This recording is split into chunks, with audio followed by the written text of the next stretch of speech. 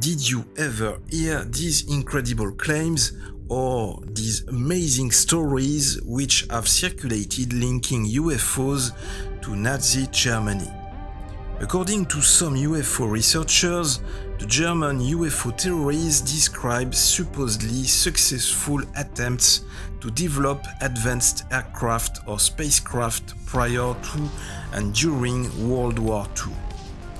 And 10 years before an alien craft crashed onto rancher Mack Brazel's property near Roswell, New Mexico, a flying saucer is supposed to have lost control and to have crashed onto the countryside of Nazi Germany. Is all this true, or is it a pure myth?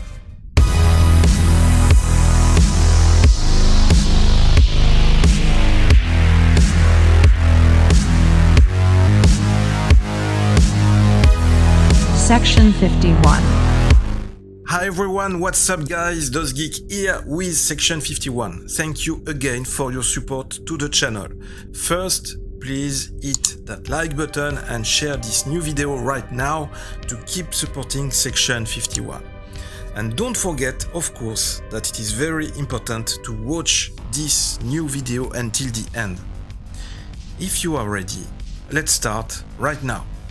Did you ever hear these incredible claims or these amazing stories which have circulated linking UFOs to Nazi Germany? It is true that I have already heard about it or seen some images in articles and even films.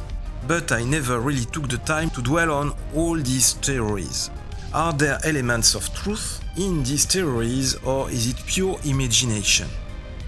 According to some UFO researchers, the German UFO theories describe supposedly successful attempts to develop advanced aircraft or spacecraft prior to and during World War II, and further assert the post-war survival of this craft in secret underground bases in Antarctica, South America, or the United States, along with their creators.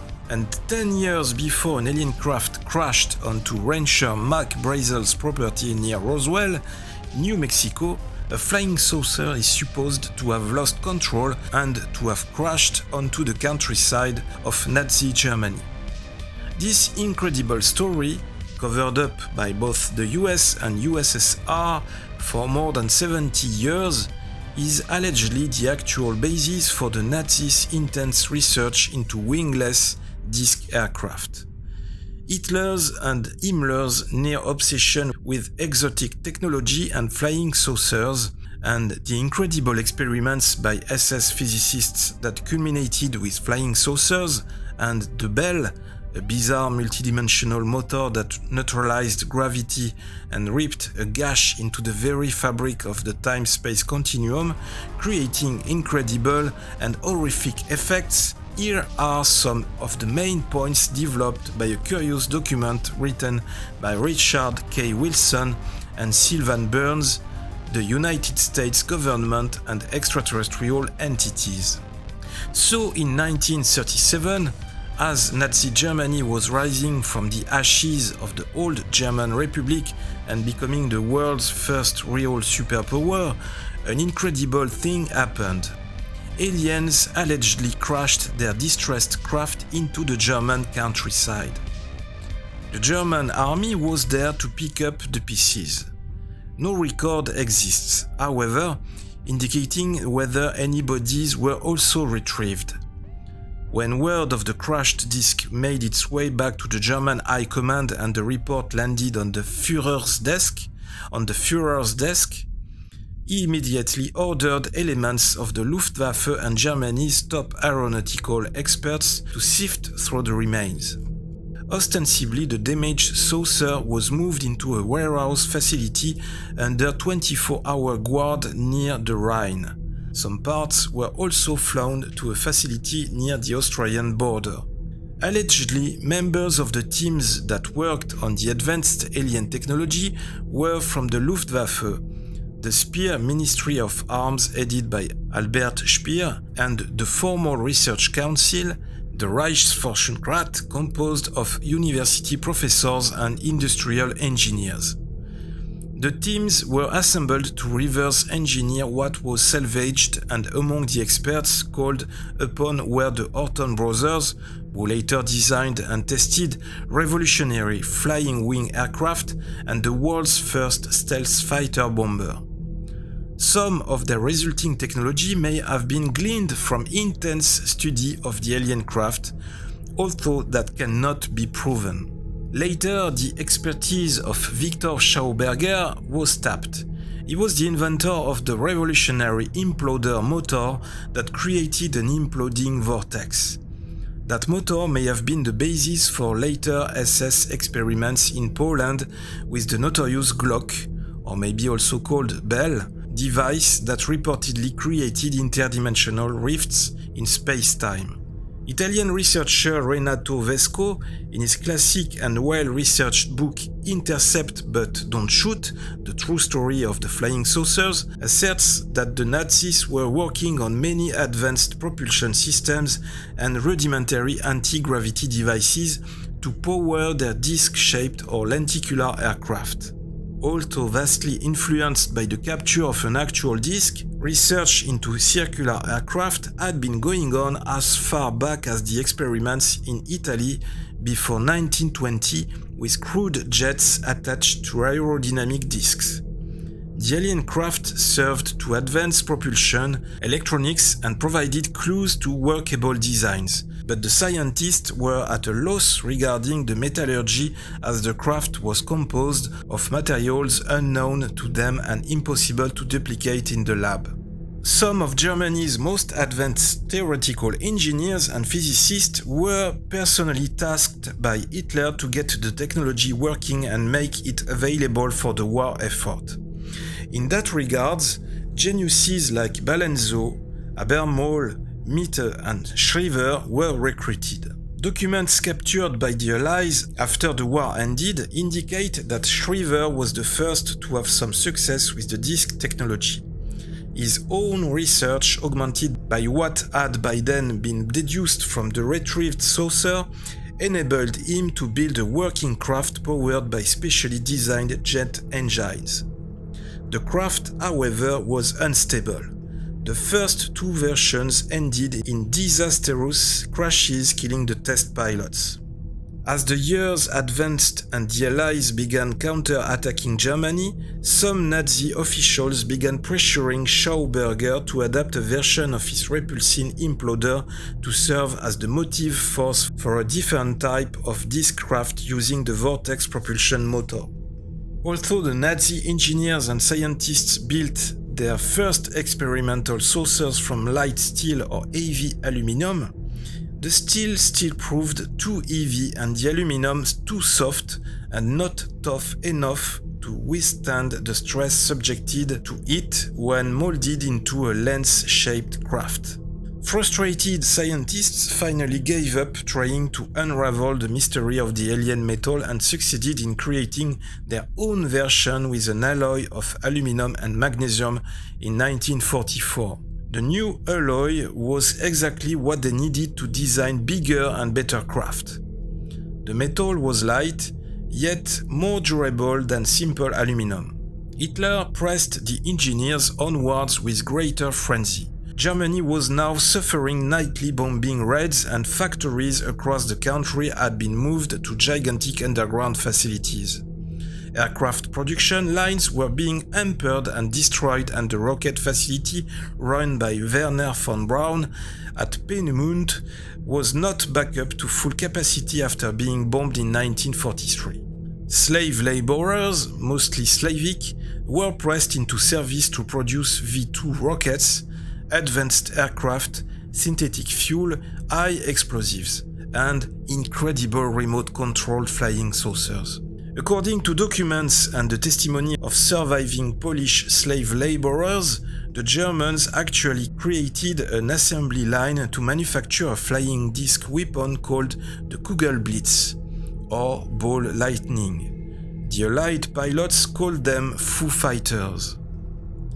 The Kugelblitz was the first real flying saucer ever manufactured by any nation on Earth.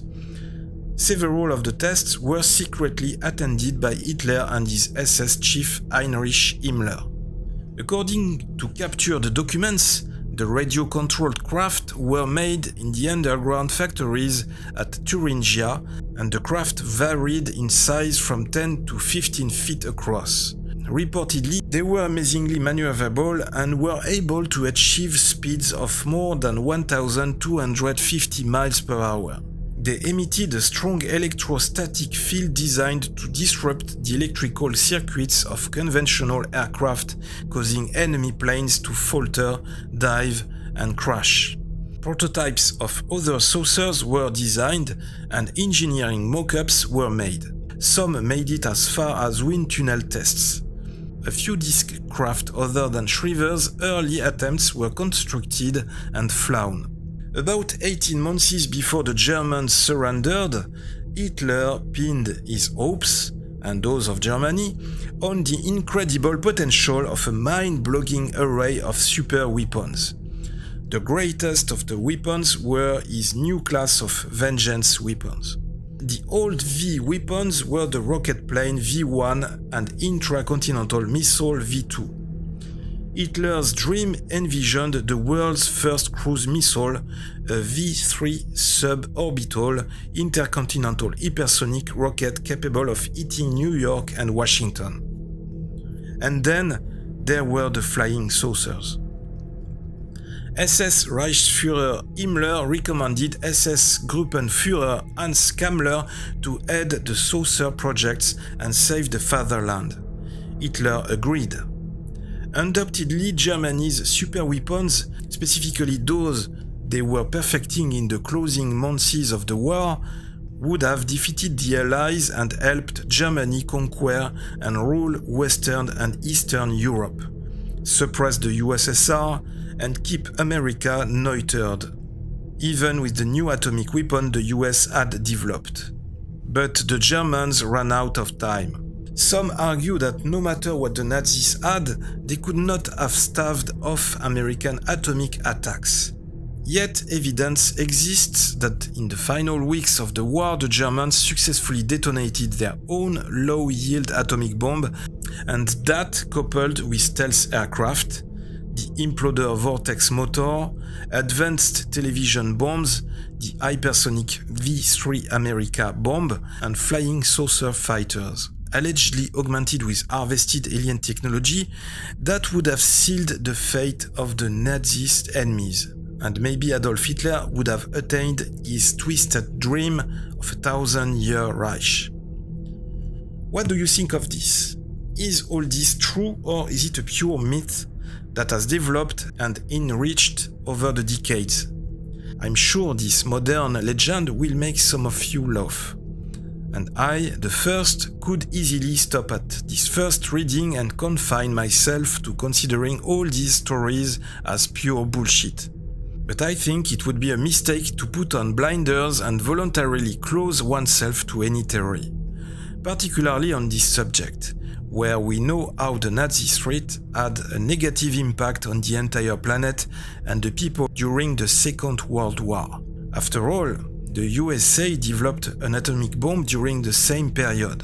So why shouldn't the German army, which was very interested in the occult forces and had several talented scientists, have been able to develop super powerful weapons? I think we should not rule out any possibility, even if these theories may sometimes seem to be very exaggerated. What if the Germans really developed these secret and powerful weapons, these strange aircrafts, by using alien technology? What if some parts of these stories were true? That would explain some facts, like for example, the Foo Fighters. Today, what have become all these technologies? What have become the scientists who worked on these black projects? What has become the wreck of the UFO crashed in Germany? Was it recovered by US Army at the end of the war? Is there still a Nazi army hidden somewhere in a part of the world, or in space, that still uses these technologies today in 2021? Did they finally make contact with aliens, and are they working with them? Honestly, I don't know. I have no idea, but it's scary if it's true, even if there is only a small part of truth in all this. Today we hear so many lies, so much information and also false information, even in mainstream medias or with our politicians, that it has become very difficult to have an objective opinion on any subject. Don't believe in everything you hear or see. Try to be critical, develop an analysis. All we can do at our humble level is continue to work to find more and more tangible evidence to get closer to the truth. On any subject, you have to do the research work yourself. But as in any research work, you must not exclude any line of thought. After that, you are free to believe or not what you want. I hope you enjoyed this video. Please let me your comments here below the video if you want to react, and allow me to remind you that Section 51 is on social networks, Facebook, Instagram, Twitter. We also have a merch shop on Spreadshirt where you can find some really cool stuff about Section 51. All the links are down below. Don't forget to hit that like button and that bell button too. Don't forget to share the video and to subscribe to Section 51. Thank you. This was DOZgeek with Section 51. I'll be back really soon. Open your eyes, watch the sky, live long and prosper.